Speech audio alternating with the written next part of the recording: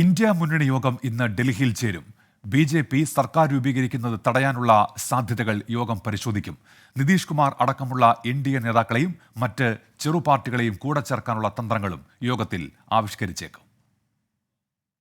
ഒരു പാർട്ടിക്കും ഒറ്റയ്ക്ക് കേവല ഭൂരിപക്ഷം ലഭിക്കാത്ത പശ്ചാത്തലത്തിലാണ് ഇന്ത്യ മുന്നണി യോഗം ഡൽഹിയിൽ ചേരുന്നത്. കോൺഗ്രസ് അധ്യക്ഷൻ മല്ലികാർജ്ജുൻ ഖർഗെയുടെ അധ്യക്ഷതയിലാണ് യോഗം. വോട്ടെണ്ണൽ പൂർത്തിയായെങ്കിലും പോരാട്ടം ഇവിടെ അവസാനിച്ചിട്ടില്ല എന്നാണ് ഇന്ത്യ മുന്നണിയുടെ നിലപാട്. ഇത്തവണ ഒറ്റയ്ക്ക് കേവല ഭൂരിപക്ഷം തികയ്ക്കാത്ത ബി.ജെ.പി. സർക്കാർ രൂപീകരിക്കുന്നത് തടയുകയാണ് ആദ്യ ലക്ഷ്യം.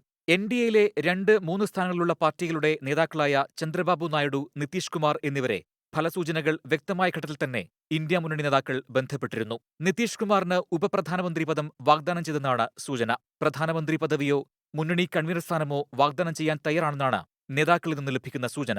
ചന്ദ്രബാബു നായിഡുവും നിതീഷ് കുമാറും ഇന്ന് ഡൽഹിയിലെത്തുന്നുണ്ട്. ഇരുവരുമായി നേരിട്ട് ചർച്ചകൾ നടത്താൻ ശ്രമിക്കുമെന്ന് നേതാക്കൾ അറിയിച്ചു.